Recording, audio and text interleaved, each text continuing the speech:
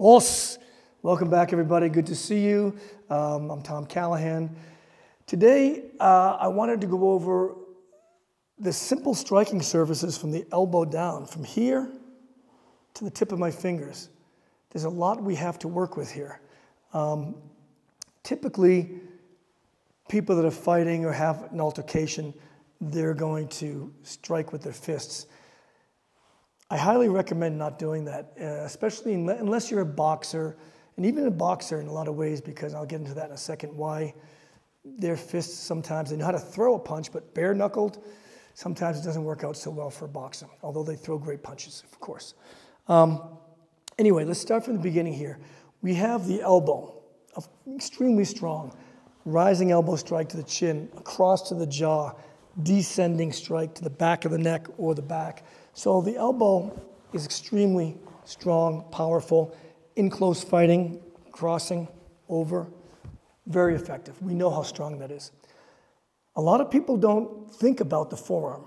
We think of the forearm in karate as an upper block, a jodan uke, but the block can also be a strike. This is a very strong part of the body, and of course, the strongest part of your forearm is this part here.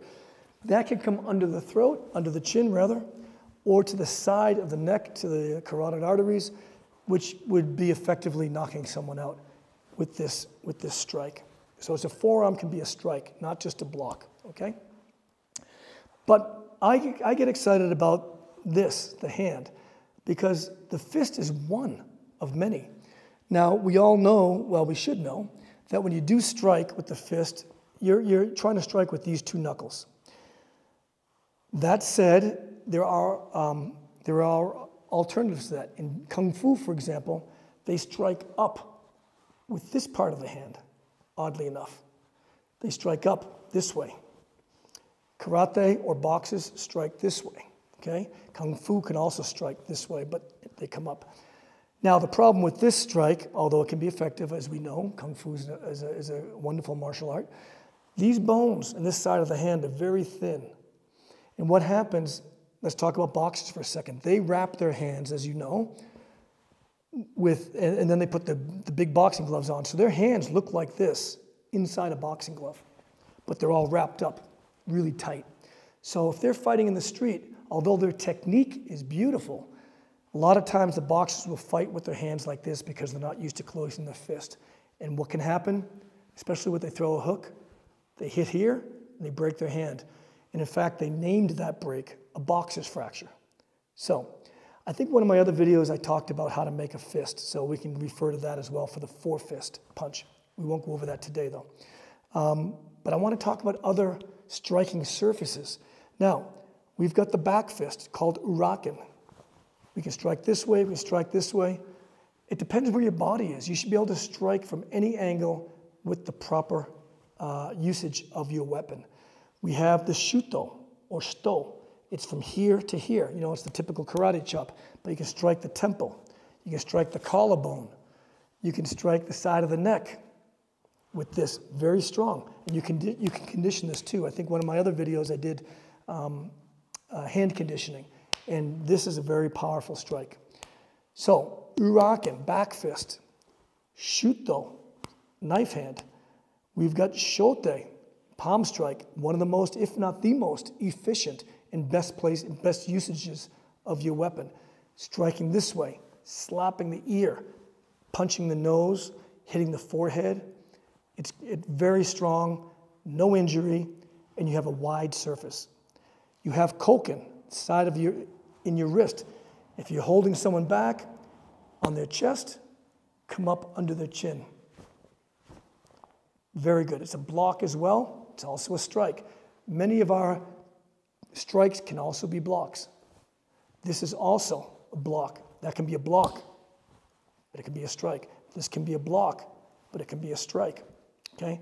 Now we have nukete. We have fingers this way, open fingers to the eyes, to the throat. So you have to practice this as well. Very, very dangerous, especially for the eyes. We've got haito. We've got this part of the hand, which is hard to see. You can come across to the side of the neck or to the temple, and you're using this part of the hand. Haito. What else do we have here? We've got, well, we've got the thumb. If you could take your thumb, your hand, brace the thumb right here, really tight.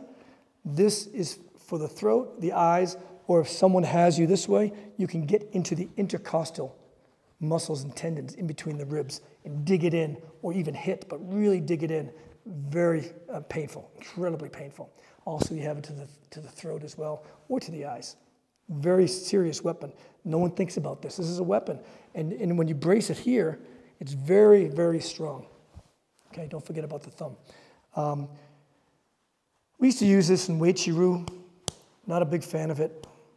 Okay, we won't get into that. You get the forefist, back fist, shuto, shote, koken, nukete, haito, thumb. I don't know how to say that in Japanese. Thumb. So that's like 7 or 8 just on my hand. Then the forearm. Then the hiji, the elbow. That's a lot of weapons right there. So look at your hand and practice.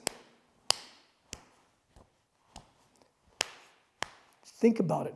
Work with everything on your hand, because you never know where your body's going to be, where his body or her body's going to be when you're fighting, you know, where your hand's going to be. You've got all these weapons right there. So make sure you're familiar with them, not just your forefist. It's not just about punching all the time. Oh, one last one, a really important one. Sorry, I almost forgot. Tetsui, hammer fist. Incredibly dangerous. Temple, anywhere, hammer fist. You've seen this in MMA, you know, ground and pound or whatever. This is, you make a fist, but you're hitting here, not here. Very, very painful and very powerful, and no risk of injury for the most part. So that's another important one, tetsui or hammer fist. So that's a lot of them right there. Work on them. Os.